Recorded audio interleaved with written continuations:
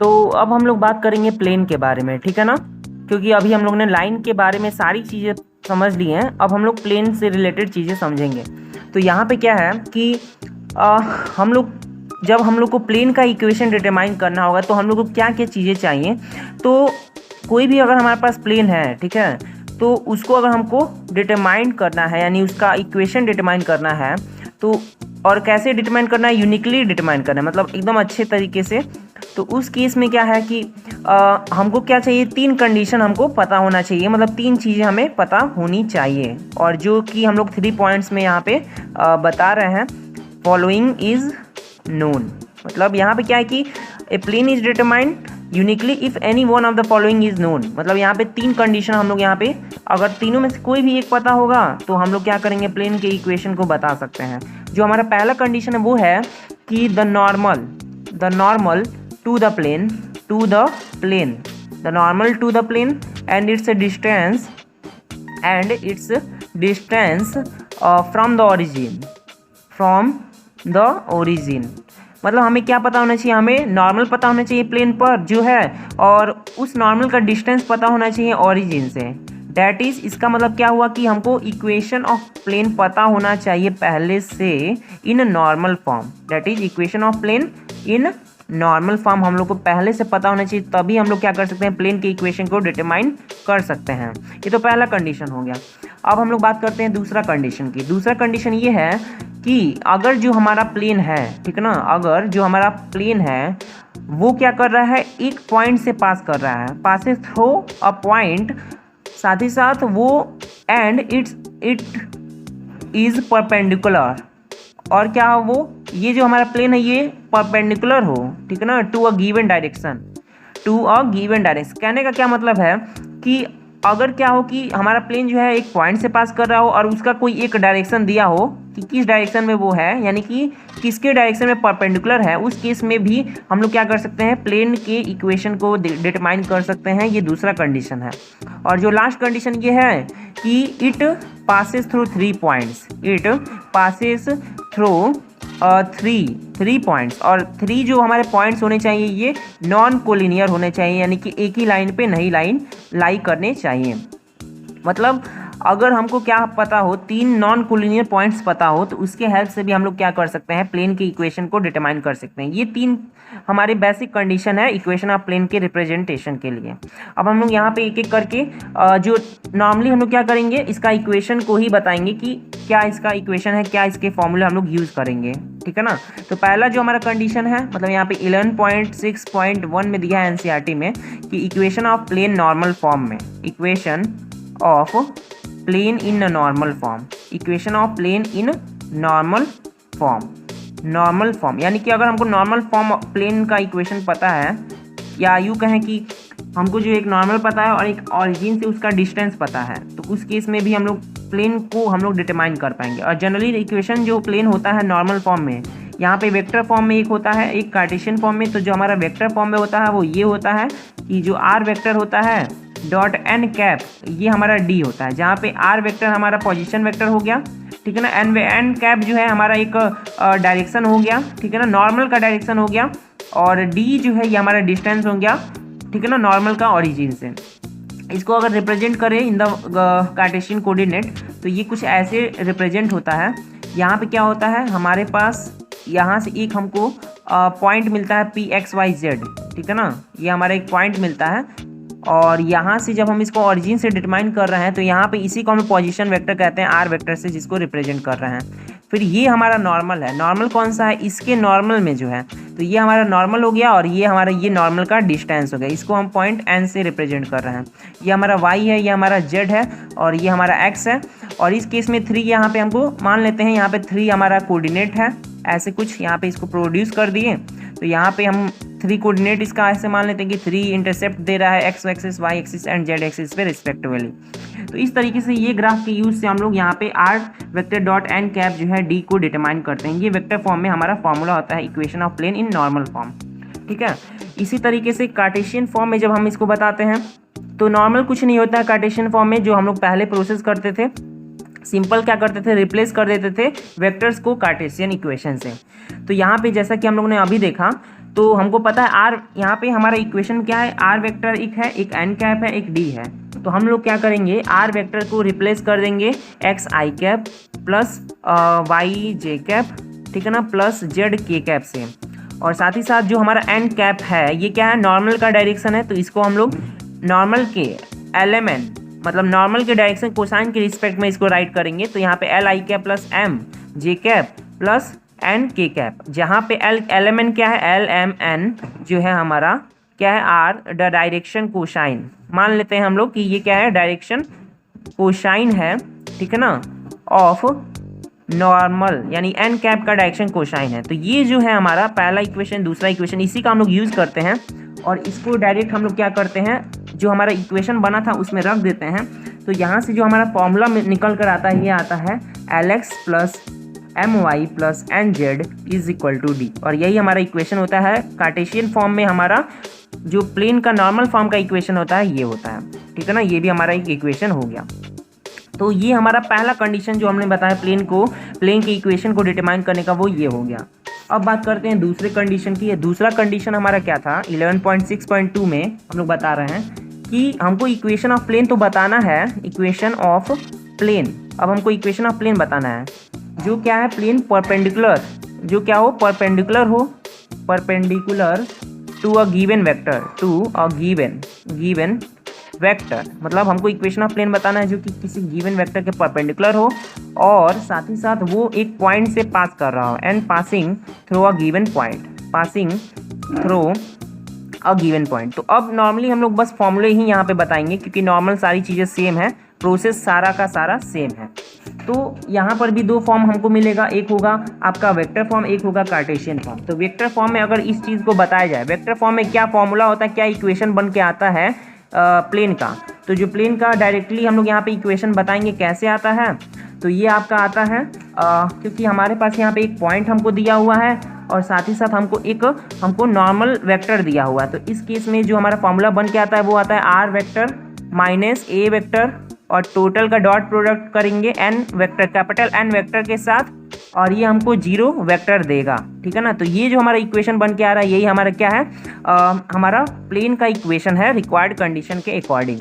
साथ ही साथ यहाँ पे हम इसको रिप्रेजेंट भी कर सकते हैं कि एक्स वाई जेड एक्सिस के अकॉर्डिंग, जैसे हमारे पास, ठीक है ना, एक्स वाई जेड एक्सिस के अकॉर्डिंग अगर हम इसको मतलब शो करें तो यहाँ पे क्योंकि हम लोग देख सकते हैं ऐसे कुछ कंडीशन बनता है, तो इसको हम लोग कुछ ऐसे ही कर देते हैं इसके अकॉर्डिंग। नहीं तो आपको यहाँ पे क्योंकि 3D है तो 3D में ही इसको रिप्रेजेंट करना होगा। तो यहाँ पे ऑरिजिन हो गया, यहाँ पे जेड एक्सिस हो गया, यहाँ पे वाई एक्सिस हो गया, यहाँ पे एक्स एक्सिस हो गया। अब यहाँ पे अब इसको हमको सिचुएशन को रिप्रेजेंट करना है कि कैसे हो रहा है।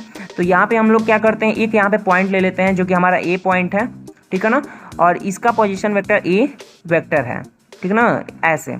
अब यहाँ पे इसी तरह से एक जो हमारा प्लेन है उस पर एक पॉइंट है पी एक्स वाई जेड, ठीक है ना, और यहाँ पे क्या करेंगे हम लोग, ए पी को ज्वाइन कर देंगे, ए पी भी एक वेक्टर बनाएगा, और यहाँ पे ओ पी जो है, ये ओ पी ये हमारा आर वेक्टर को शो करेगा। अब ये जो पॉइंट है हमारे, जैसे जो पॉइंट पी है ये कहाँ लाई कर रहा है, प्लेन पे लाई कर रहा है।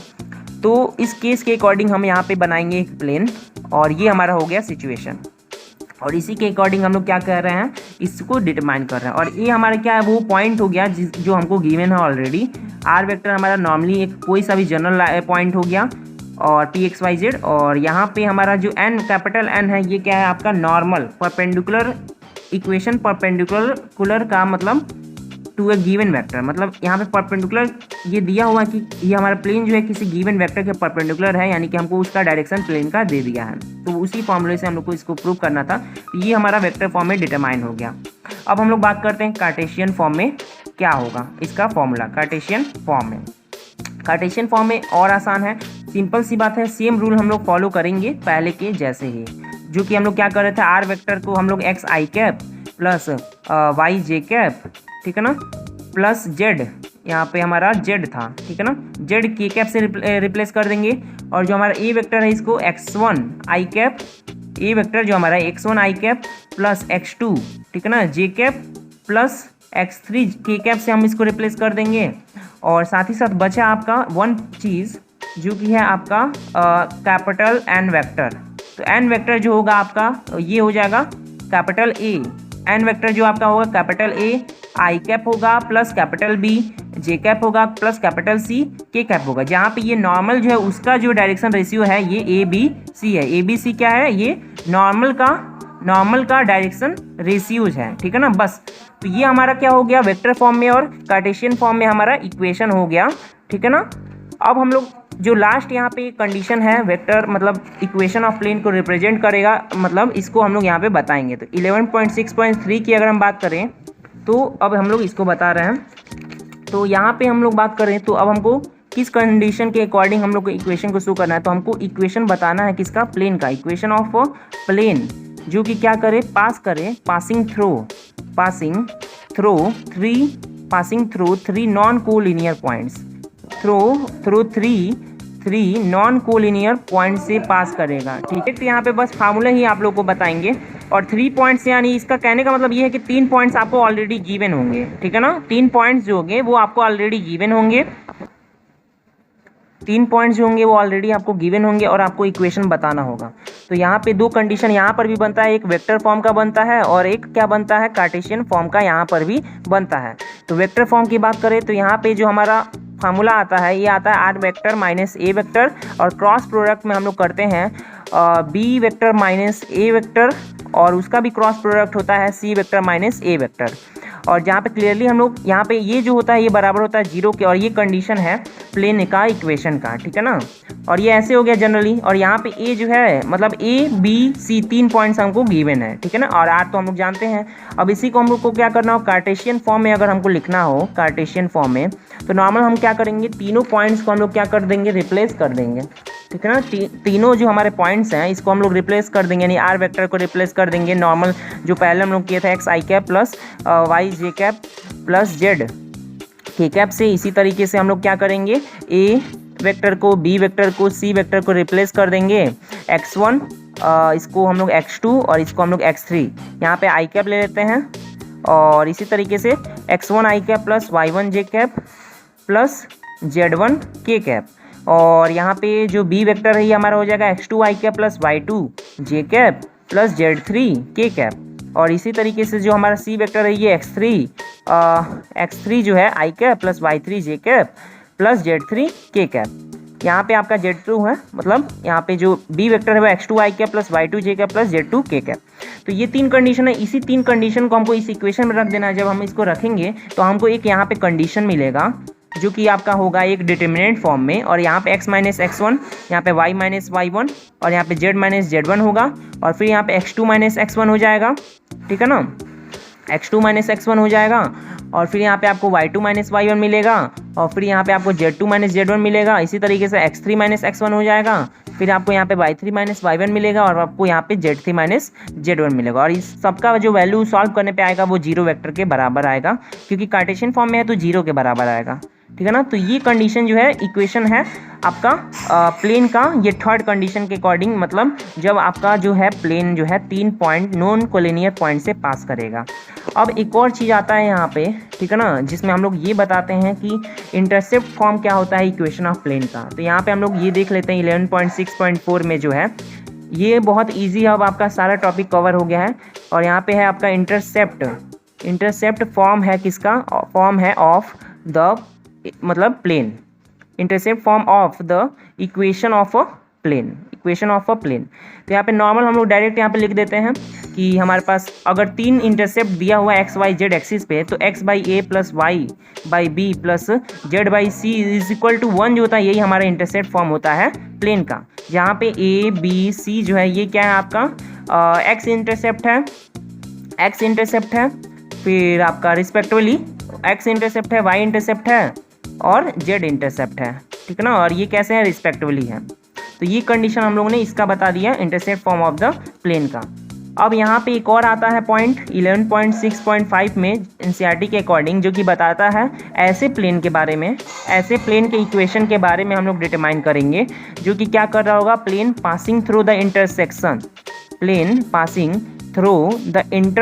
मतलब इंटरसेक्शन से वो हमारा प्लेन क्या कर रहा होगा, पास कर रहा होगा। और किसके इंटरसेक्शन से, तो 2 प्लेन के of 2 given planes, of a two given planes, मतलब अगर हमको दो गिवन प्लेन हो, मतलब हमारे पास दो प्लेन दिया हुआ हो, तो उन दोनों के इंटरसेक्शन पर भी एक प्लेन एग्जिस्ट करेगा और उसके इक्वेशन को हम यहाँ पे डिटरमाइन कर सकते हैं। तो यहाँ पे मान के चलते हैं कि हमारे पास क्या है, एक प्लेन है r vector dot n1 cap is equal to d1, और यहाँ पे दूसरा प्लेन है r vector dot n2 cap is equal to d2।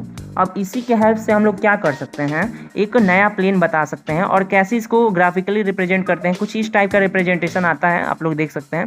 और यहाँ पे एक हमको प्लेन डिटरमाइन करना होता है, ये जो प्लेन है हमको बताना है, और ये मान लेते हैं ये π1 है, ये मान लेते हैं π2 है, और ये जो हम प्लेन डिटरमाइन करने वाले हैं ये π3 है।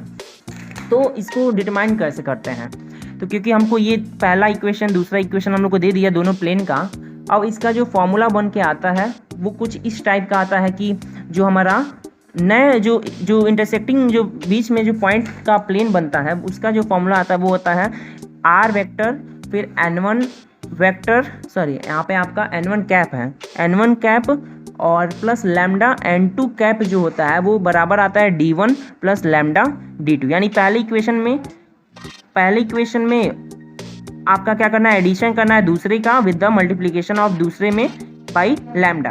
तो ये चीज़ हमारा इक्वेशन आता है किसमें, आपका वेक्टर फॉर्म में आपका इक्वेशन आता है, ये हमारा वेक्टर फॉर्म का है। इसी तरीके से इसी को हम लोग क्या लिख सकते हैं, कार्टेशियन फॉर्म में भी लिख सकते हैं। ये आपका वेक्टर फॉर्म में हो गया। अगर हम कार्टेशियन फॉर्म की बात करें, कार्टेशियन फॉर्म की अगर हम बात करें तो कार्टेशियन फॉर्म में नॉर्मल सा कंडीशन यही आता है कि आर को हम लोग रिप्लेस कर देंगे, आर को हम लोग रिप्लेस कर देंगे किससे, एक्स आई कैप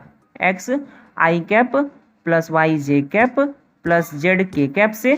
इसी तरीके से हम लोग क्या करेंगे, यहाँ पे हमारे पास n1 कैप भी मिल रहा है तो n1 कैप को हम लोग क्या कर देंगे, रिप्लेस कर देंगे a2।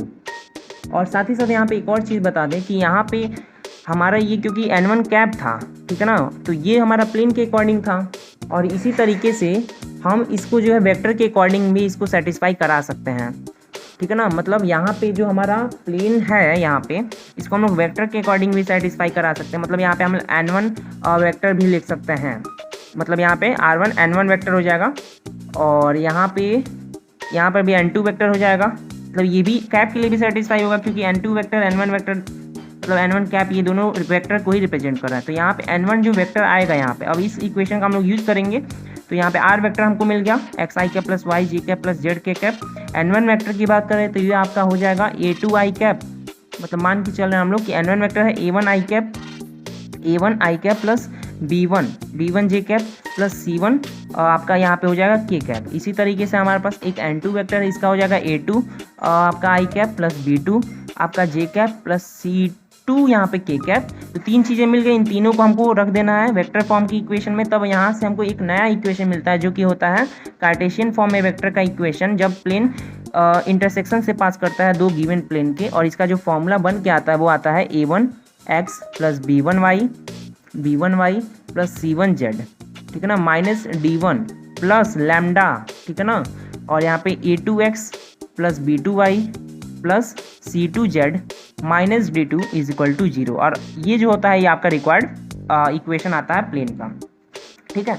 इसके बाद जो बात आती है, ये भी एक इम्पॉर्टेंट पॉइंट यहाँ पे आपका बचता है जो कि आपका होता है कोप्लेनरिटी के बारे में। Coplanarity of two lines, coplanarity of two lines, यानी कि दो लाइन कब कोप्लेन हो, मतलब एक ही प्लेन पे कब लाई करेंगे, ठीक है ना।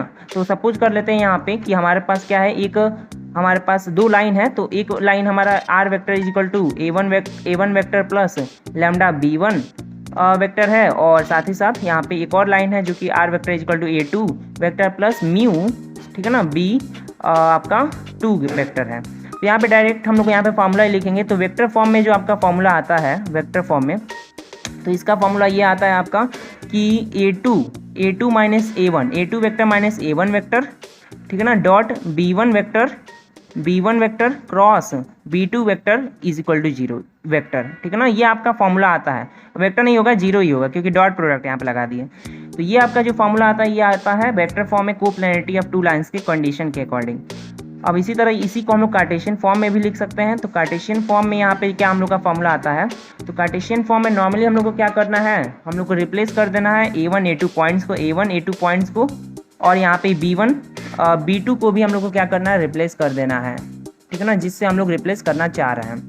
तो देखिए A1 जो है इसको हम लोग रिप्लेस कर दिए x1 i कैप प्लस आपका x1 i cap plus y1 j cap plus z1 k cap से। इसी तरीके से A2 को हम लोग x2 i cap plus y2 j cap plus z3 k cap से रिप्लेस कर दिए। बात यहाँ पे बचता है B1 और B2 के बारे में। तो B1 जो है ये आपका A1 i कैप, ठीक है ना, plus B1 j cap plus C1 k cap से रिप्लेस कर देंगे। और आपका B2 जो है इसको रिप्लेस कर देंगे A2 i cap plus B2 j cap plus B3 यहाँ पे आपका C2 k कैप। तो इससे हम लोग बस इसको इन्हीं सारे वैल्यूज को हमको वेक्टर फॉर्म में रख देना है, तो हमको एक नया इक्वेशन मिलेगा। और वो जो इक्वेशन है कुछ ऐसा मिलेगा डिटर्मिनेंट फॉर्म में, जो कि आपका होगा x2 minus x1 y2 minus y1 और z2 माइनस z1, जो कि आप लोग पहले भी इसके बारे में जानते होंगे। ये आपका इक्वेशन मिलेगा रिक्वायर्ड, जो कि शो करेगा कंडीशन कार्टेशियन फॉर्म का इन द कोप्लेनरिटी के केस में, ठीक है ना, लाइन के लिए। और यहाँ पे A2, यहाँ पे B2, यहाँ पे C2, मतलब x2 minus x1 y2 minus y1 z2 minus z1 a1 b1 c1 a2 b2 c2, ये आपका कंडीशन होता है। अब यहाँ पे नेक्स्ट टॉपिक जो आता है वो 11.8 आता है। 11.8 आता है जो कि एंगल बिटवीन टू प्लेन के बारे में, एंगल बिटवीन टू प्लेन्स। तो देखिए ये टॉपिक भी बहुत इजी सा टॉपिक है। एंगल बिटवीन टू प्लेन क्या है, तो दो प्लेन के बीच का एंगल के लिए डायरेक्ट हम लोग यहाँ पे फॉर्मूला बताते हैं, cos theta is equal to n1 vector dot n2 vector, ठीक है ना। और नीचे आपका हो जाएगा मॉडुलस में n1 वेक्टर और मॉडुलस में n2 वेक्टर, मतलब दोनों वेक्टर का मैग्नीट्यूड ही हम लोग लेंगे और टोटल हम लोग का पॉजिटिव वैल्यू देगा। और ये रिक्वायर्ड फॉर्मूला आता है एंगल बिटवीन टू प्लेन्स के लिए। साथ ही साथ एक और डिस्कशन होता है एंगल बिटवीन टू लाइन्स के बीच के लिए, एंगल बिटवीन टू लाइन्स। जब हम लोग को दो लाइन्स के बीच का एंगल निकालना होता है, वो भी वेक्टर फॉर्म में, उसके लिए फॉर्मूला सिमिलरली इसी तरीके का आता है। और यहाँ पर भी हम लोग बात करते हैं B1 vector dot B2 vector की, और नीचे आपका मैग्नीट्यूड में B1 वेक्टर आता है और B2 वेक्टर, मतलब ये दोनों का जो प्लेन का एंगल का होता है, दोनों का एंगल के लिए फॉर्मूला सेम होता है। नॉर्मली बस हम लोग वहाँ पे नॉर्मल आ जाता है और यहाँ पे जो पैरेलल वेक्टर दिया होता है वो आ जाता है लाइन्स के केस में। ये आपका हो गया एंगल बिटवीन टू प्लेन्स के बारे में। तो अब हम लोग का जो नेक्स्ट पॉइंट यहाँ पे आता है 11.9 के केस में, ये आता है distance of a point, distance of a point of, मतलब यहाँ पे हम लोग अब बात करेंगे distance of a point from a plane. अब हम प्लेन से एक पॉइंट की डिस्टेंस के फॉर्मूले की बात करेंगे। नॉर्मली हम लोग यहाँ पे डायरेक्ट फॉर्मूला ही लिखेंगे। और यहाँ पे जो आपका डिस्टेंस, रिक्वायर्ड डिस्टेंस का फॉर्मूला आता है, ठीक है ना, जो आपका रिक्वायर्ड डिस्टेंस का फॉर्मूला आता है वो आता है आपका यहाँ पे d मैग्नीट्यूड में d minus a vector dot n cap, ठीक है ना। मतलब बात यहाँ पे डिस्टेंस का अगर हम करें ना, तो यहाँ पे जो फॉर्मूला आता है वो आता है d minus a vector dot n cap, ये आपका आता है फॉर्मूला। और बात क्योंकि हम लोग परपेंडिकुलर डिस्टेंस की करते हैं, तो इसीलिए जो परपेंडिकुलर डिस्टेंस हमारा फॉर्मूला देगा तो वो इतना नहीं देगा। उसके लिए ये जो हम लोग का फॉर्मूला था, ठीक है ना, ये according to the given condition जो कि एनसीईआरटी बुक में है। तो यहाँ पे इसको हम लोग हटाते हैं और यहाँ पे हम लोग एक नया फॉर्मूला लिखते हैं। अगर मान लेते हैं कोई इक्वेशन है प्लेन का, वो π2 का, मान लेते हैं r वेक्टर डॉट n, ठीक है ना, मान लेते हैं कि r vector dot n vector जो है d के टर्म में इसका दिया हो, ठीक है। और जहाँ पे n क्या है, नॉर्मल है। तो इस केस में जो परपेंडिकुलर का जो डिस्टेंस का फॉर्मूला होगा, परपेंडिकुलर डिस्टेंस का जो फॉर्मूला होगा, इसका जो फॉर्मूला होगा ये यहाँ पे ये बन के आएगा सेम जो अभी हम लोग ने ऊपर लिखा था, a vector dot n vector, यहाँ पे कैपिटल N होगा वेक्टर माइनस d, और नीचे क्या हो जाएगा, n कैपिटल N वेक्टर का मैग्नीट्यूड, ये आपका फॉर्मूला हो जाएगा। साथ ही साथ जब हम इसी चीज़ को, इसी परपेंडिकुलर डिस्टेंस को ऑरिजिन से अगर हम बात करेंगे कि कितना होगा, तो ऑरिजिन से अगर हम बात करें तो उस केस में क्या हो जाएगा, d का जो वैल्यू आएगा वो ओनली d अपान n वेक्टर यहाँ पे आ जाए, क्योंकि उस केस में a तो आपका 0 0 0 हो जाएगा, तो बचेगा बस यहाँ पे d। और यहाँ पे आपको क्या लिखना है, मैग्नीट्यूड के बारे में यहाँ पे बस बात करनी है। लास्ट यहाँ पे एक हम लोग का पॉइंट बच रहा है जो कि हमारा है 11.10, और ये जो है हमारा क्या है 11.10 की अब हम बात करते हैं, जो कि हमारा एंगल बिटवीन टू, मतलब angle between line and a plane है। अब हम लोग लास्ट यहाँ पे टॉपिक की बात करते हैं जो कि हमारा है angle between a line and a plane अब ये हमारा लास्ट टॉपिक है। इसमें भी डायरेक्ट आप लोग को फॉर्मूले ही यूज़ करने हैं। और यहाँ पर भी जो आपका आएगा वैल्यू ये आपका कॉस थीटा आएगा और इसका नॉर्मल सा फॉर्मूला होगा बी डॉट एन वेक्टर और यहाँ पे नीचे इन दोनों का मैग्नीट्यूड, क्योंकि दोनों के ही टर्म में हमको दोनों के वेक्टर को बस यहाँ पे डॉट प्रोडक्ट के अकॉर्डिंग उसके एंगल को फाइंड आउट करना है। तो ये हमारा इस क्या है 3 डायमेंशनल ज्योमेट्री का जो है लास्ट टॉपिक है। और यहाँ पे सारे टॉपिक्स हम लोगों ने जो रिमेनिंग ये पार्ट 2 हम लोगों ने बताया है, पार्ट 2 में सारे टॉपिक्स कवर हो गया है। तो अब हम लोग बात करेंगे नेक्स्ट चैप्टर के बारे में। तो थैंक यू, मिलते हैं अपने नेक्स्ट वीडियो में।